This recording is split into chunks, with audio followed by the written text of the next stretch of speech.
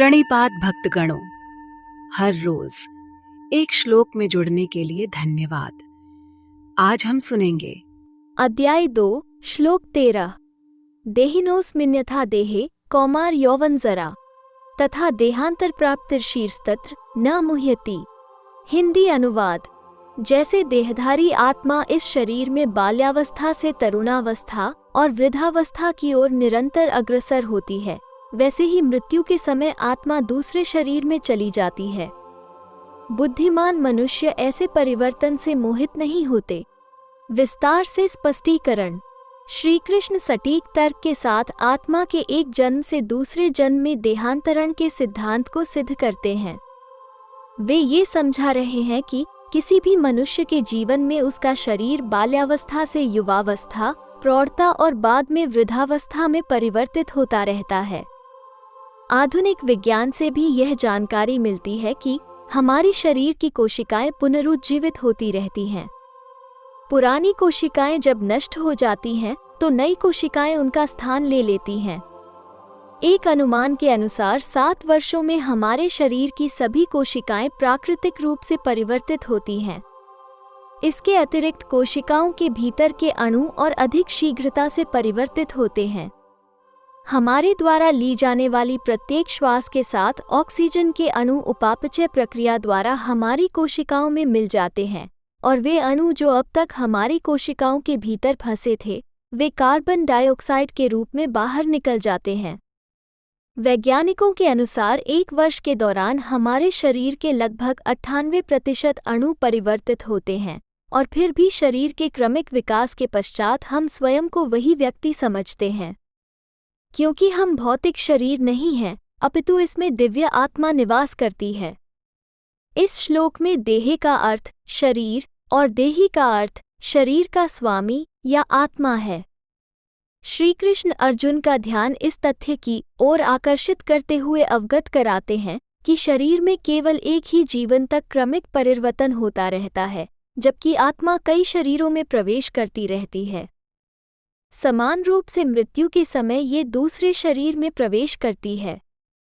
वास्तव में जिसे हम लौकिक शब्दों में मृत्यु कहते हैं, वो केवल आत्मा का अपने पुराने दुष्क्रियाशील शरीर से अलग होना है, और जिसे हम जन्म कहते हैं, वो आत्मा का कहीं पर भी किसी नए शरीर में प्रविष्ट होना है।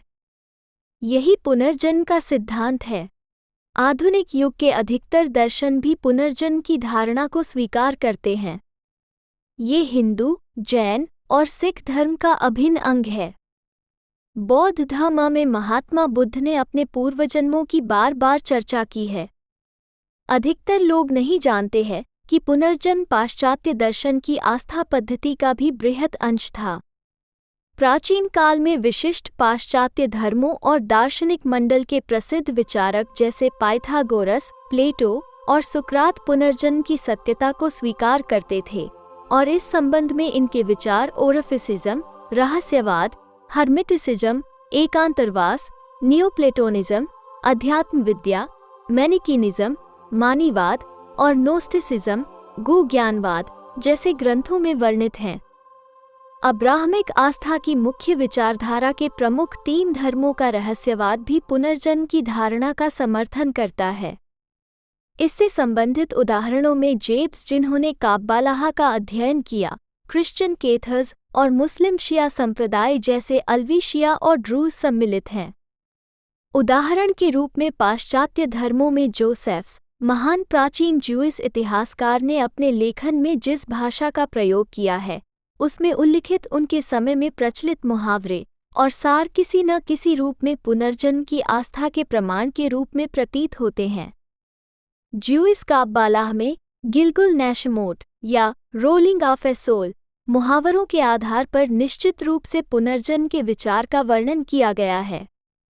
महान सूफी रहस्यवादी कवि मौलाना जलालुद्दीन रूमी ने इस प्रकार से लिखा है: यदि मैं पत्थर के रूप में मरता और मैं पेड़ बन जाता, यदि मैं पेड़ पौधों के रूप में मरता तो मैं पशु बन जाता, यदि मैं पशु की योनि में मरता तो मनुष्य की योनि में जन्म लेता, तो फिर मैं मरने से क्यों भयभीत हो? मृत्यु के पश्चात कब मैंने निम्न योनि प्राप्त की? यदि मैं मनुष्य के रूप में मरूंगा तो फिर मैं फरिश्ता बनूंगा। प्राचीन काल में कई क्रिश्चियन पुनर्जन्म की अवधारणा पर विश्वास रखते थे। क्रिश्चियन इतिहास से हमें ज्ञात होता है कि 325 ई में नाइकिया नामक नगर की परिषद द्वारा पुनर्जन्म पर चर्चा करने के लिए धर्म सभा का आयोजन किया गया, जिसे बाद में धर्म के विरुद्ध घोषित कर दिया गया था। इसमें अप्रत्यक्ष रूप से लोगों के जीवन में हस्तक्षेप करने हेतु चर्च के अधिकारों को बढ़ाने की घोषणा की गई। इससे पहले पुनर्जन्म की धारणा को सामान्य रूप से स्वीकार किया जाता था। जीसस ने अप्रत्यक्ष रूप से इस सिद्धांत को प्रमाणित करते हुए अपने शिष्यों को बताया कि जॉन पूर्वजन्म में पैगंबर के रूप में अवतरित एलाइजा था। इसका प्राचीन विधान में भी उल्लेख मिलता है। ओरिजिन, महान क्रिश्चियन पादरी, ने घोषणा की थी, सभी मनुष्य अपने पूर्वजन्मों के संस्कारों के अनुसार शरीर प्राप्त करते हैं। सोलोमन की विजडम नामक पुस्तक में वर्णन है, सुडौल शरीर और अंग के साथ जन्म लेना पूर्वजन्मों के गुणों और पुण्यों का ही पुरस्कार है। Siberia, west Africa, north America और ऑस्ट्रेलिया जैसे विश्व के कई आदिवासी कबीलों में भी पुनर्जन्म में आस्था पाई जाती है।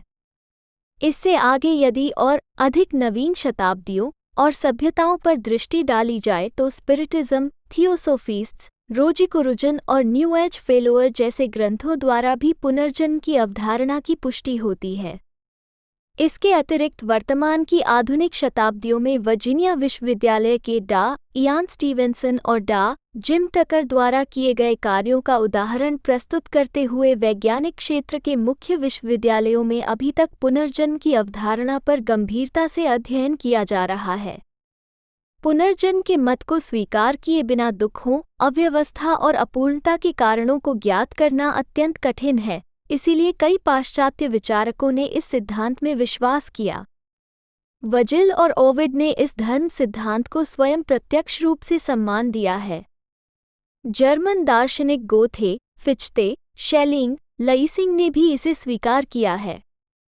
आधुनिक समय के अन्य दार्शनिकों जैसे ह्यूम स्पेंसर और मैक्स मूलर सभी ने पुनर्जन्म के धर्म सिद्धांत को मान्यता प्रदान की है। यहाँ पाश्चात्य कवियों में से ब्राविंग, रोसिटी, टेनिसन और वर्ड्सवर्थ कुछ नामों का उल्लेख किया जा रहा है, जिनकी पुनर्जन्म में आस्था थी। श्रीकृष्ण पहले ही स्पष्ट कर चुके हैं कि बुद्धिमान पुरुष कभी शोक नहीं करता, किंतु वास्तविकता यह है कि हम सुख और दुख का अनुभव करते हैं। इसके क्या कारण हैं? अगले श्लोक में भगवान इस संकल्पना को स्पष्ट करते हैं। हर रोज एक श्लोक में जुड़ने के लिए धन्यवाद। आपका दिन शुभ और मंगलमयी हो। हरे कृष्णा, हरे राम,